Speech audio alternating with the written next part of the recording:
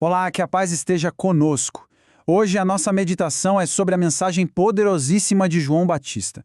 Uma figura, assim, fundamental, né? Ele é quem abre as portas do Novo Testamento, preparando o caminho para a chegada de Jesus. E para começar, acho que essa frase de São Boaventura resume tudo de uma forma brilhante. João é o arauto do grande rei. Ou seja, ele não é o evento principal, mas sim aquele anunciador essencial. É a voz que precisa chegar antes para que a palavra seja ouvida. Então, vamos lá. A história de João Batista começa no deserto da Judeia. E é muito importante a gente entender que, na tradição bíblica, o deserto nunca é só um lugar geográfico, sabe? É muito mais do que isso. O deserto é esse lugar de afastamento, de se livrar das distrações do mundo. É o palco perfeito para uma mensagem radical, uma mensagem de pureza, de urgência. É justamente nesse silêncio que a voz, que é João, se torna clara, se torna audível para anunciar a palavra, que é Cristo. E aqui São Gregório Magno fez uma distinção que é, perfeita.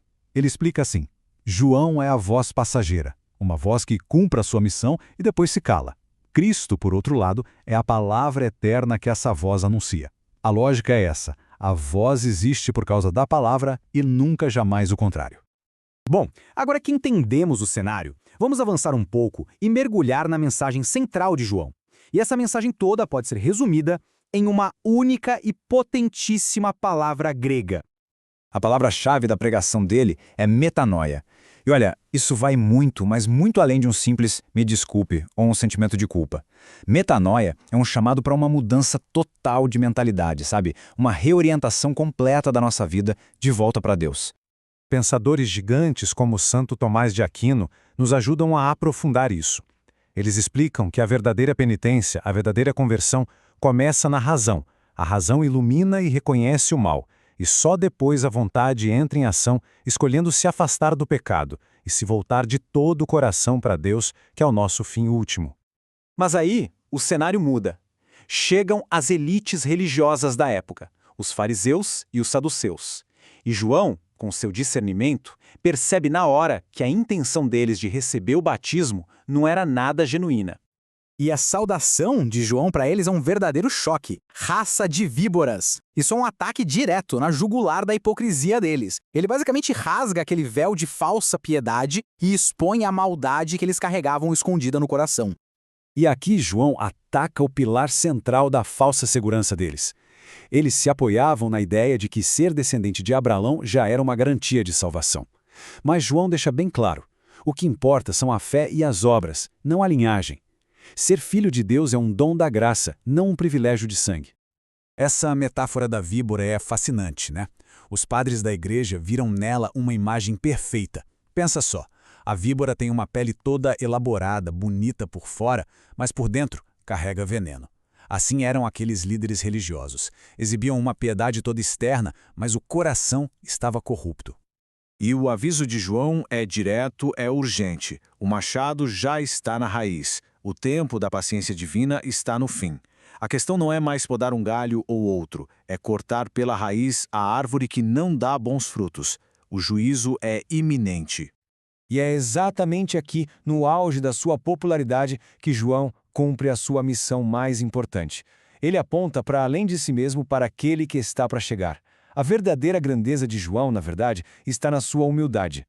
João faz questão de diferenciar o batismo dele daquele que Cristo traria. O batismo com a água era um sinal, um gesto exterior, uma preparação dos corações. Mas o batismo de Cristo, esse é com o Espírito Santo e com fogo.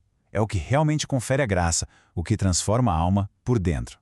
E essa frase, "não sou digno de levar as suas sandálias", ela revela uma humildade, assim, esmagadora. Para a gente ter uma ideia do peso disso naquela cultura, carregar ou desamarrar as sandálias de alguém era a tarefa do escravo mais inferior da casa. João está se colocando numa posição de infinita pequenez diante de Cristo. E essa imagem tão simples das sandálias se tornou riquíssima para a teologia. São Gregório, por exemplo, via nas sandálias um símbolo da humanidade de Cristo.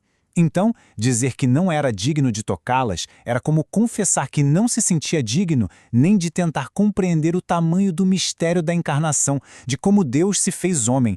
É de uma profundidade incrível. E para concluir a sua pregação, João usa uma última imagem, uma imagem agrícola muito forte, para descrever o papel de Cristo como juiz.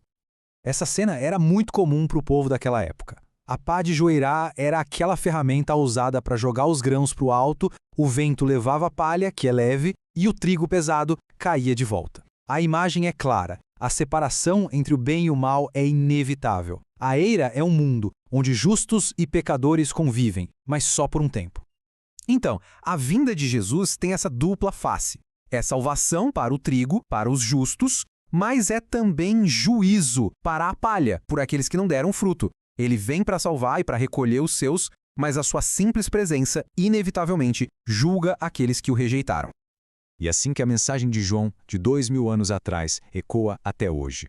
E ecoa como um chamado muito pessoal. A pergunta final, na verdade, é para cada um de nós. Nas nossas vidas estamos sendo trigo ou estamos sendo palha?